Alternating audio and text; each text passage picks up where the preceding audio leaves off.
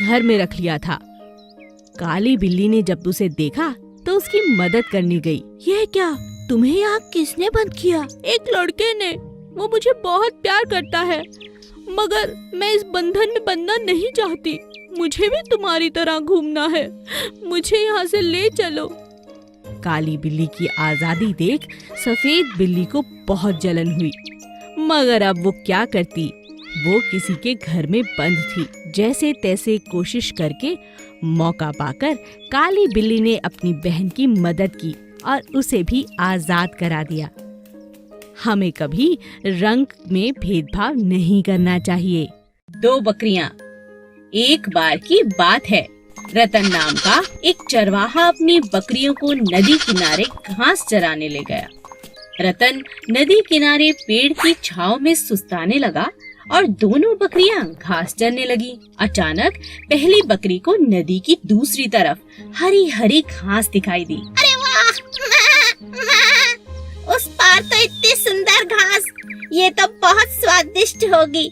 मैं उस पार जाकर इसे खा लेती हूँ। मैं और कैसे?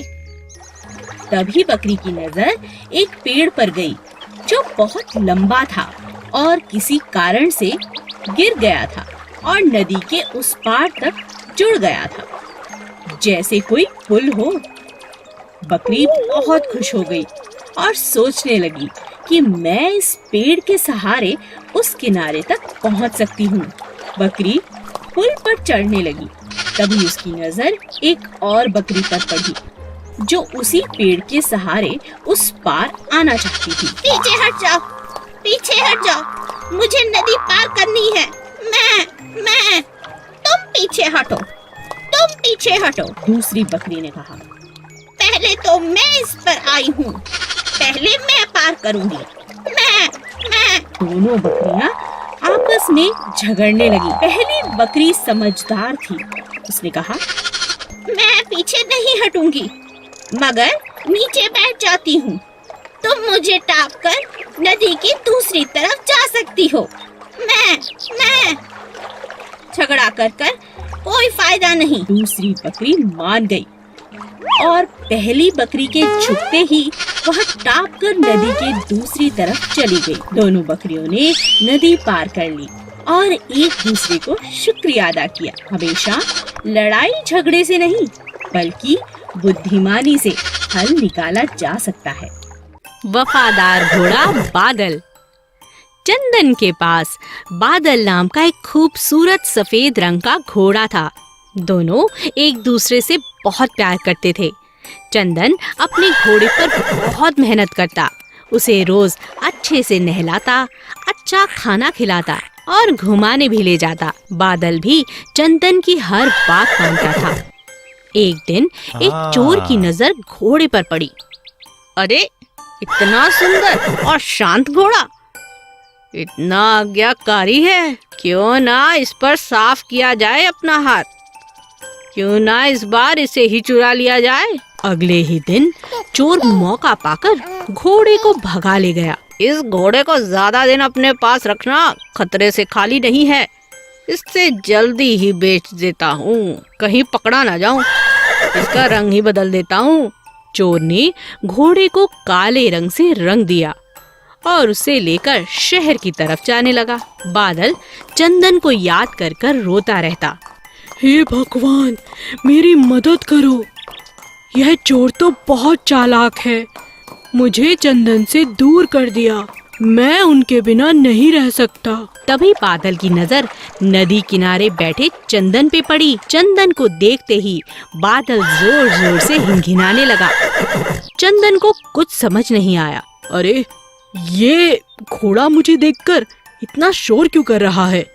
शायद ये मुझे कुछ कहना चाहता है। तभी अचानक बादल चोर को जोर से धक्का देकर नदी में कूद पड़ता है। अरे अरे, ये घोड़ा, अरे इसे बचाना होगा। चंदन घोड़े को बचाकर बाहर ले आता है, मगर यह क्या? अरे, इस घोड़े का तो रंग निकल रहा है। अरे भागो, कहीं पकड़ा न जाऊं। यह सब देख चोर दुम दबाकर भाग गया। चंदन अपने घोड़े को पहचान जाता है और बादल अपनी समझदारी से अपने मालिक के पास वापस पहुंच जाता है। उदास राजा शेर। एक दिन राजा शेर का मंत्री भालू जंगल में घोषणा करता है, सुनो सुनो सुनो, राजा शेर बहुत दिनों से उदास हैं। जो कोई भी राजा जी को हंसाएगा उसे बड़ा इनाम दिया जाएगा। आप सभी का स्वागत है, आइए और हमारे राजा को हंसाइए। ये बात जंगल में आग की तरह फैल गई। जंगल के सभी जानवर राजा को खुश करने के प्रयास करने लगे। सबसे पहले एक हाथी उन्हें खुश करने की कोशिश करता है। हाथी अपनी सूंड से तरह तरह के करतब दिखाता है, लेकिन राजा को हंसी नहीं आती। फिर बंदर की बारी आती है। मैं आपको हंसाने की कोशिश करता हूँ राजा जी। बंदर अपने बहुत अच्छे अच्छे करतब दिखाता है, मगर वह भी हंसाने में नाकामयाब होता है। इसी तरह सभी जानवर कोशिश करते हैं, लेकिन किसी को भी कामयाबी नहीं मिलती। अंत में नन्ही चींटी की बारी आती है। राजा के मंत्री भालू को लगता है किसी को इनाम नहीं मिलेगा। इतनी छोटी सी चींटी हमारे राजा को कहां से हंसाएगी। जब अच्छे अच्छे बड़े बड़े जानवर नहीं हंसा पाए तो ये चींटी क्या हंसाएगी। तभी चींटी गुस्से में लाल होकर राजा के नजदीक आती है और कहती है, देखिए राजा जी, बहुत हो चुका। मैं आ रही हूँ आपके पेट पर गुदगुदी करने। आपको तो फिर हंसना ही होगा। अपनी तरफ गुस्से में चींटी को आता देख राजा की हंसी निकल पड़ी। हो हो हो हो हो हो हो हो हो हो। राजा को हंसता देख सभी जानवर हंसने लगे और नाचने लगे। चींटी को भी राजा ने बहुत सुंदर इनाम दिया। एक गांव में राजू नाम का लड़का रहता था। वो रंग बिरंगी सुंदर सुंदर टोपियां बनाया करता था और उन्हें बाजार में जाकर बेच देता था। उसकी सुंदर सुंदर टोपियां सभी को बहुत अच्छी लगती थी। एक दिन राजू जब टोपियां बेचने बाजार जाने लगा, रास्ते में उसे बहुत तेज भूख लगी, तो वह खाना खाने के लिए एक घने आम के पेड़ की छांव में बैठ गया। बड़ी तेज धूप है, क्यों ना थोड़ी देर इस पेड़ के नीचे बैठकर आराम कर लेता हूँ और खाना भी खा लेता हूँ।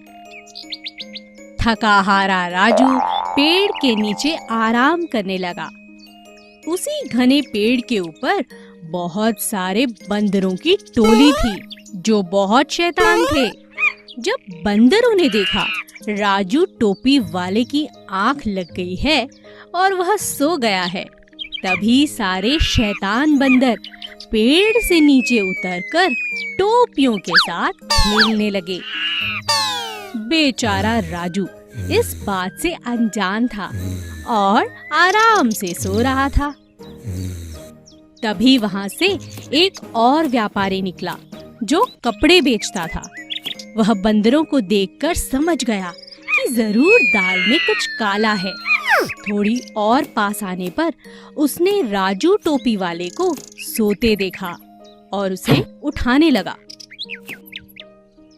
अरे ओ टोपी वाले भैया, जल्दी उठो, देखो बंदर तुम्हारी सारी टोपियां ले जा रहे हैं। जल्दी उठो, जल्दी उठो। क्या? अरे अरे अरे मेरी टोपी! भाई तुम ही कुछ मदद करो ना। व्यापारी बहुत होशियार था। उसने राजू की मदद करने की सोची। अचानक व्यापारी ने जोर जोर से हंसना शुरू कर दिया। सभी बंदरों का ध्यान व्यापारी की तरफ चला गया और वे सब जोर जोर से हंसने लगे।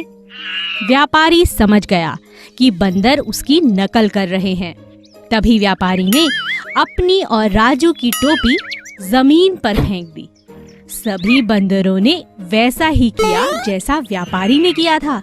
एक दूसरे की टोपी उतारकर जमीन पर फेंक दी। और इस तरह टोपी वाले राजू को अपनी सारी टोपियां वापस मिल गई और बंदर व्यापारी के साथ जोर जोर से हंसने लगे।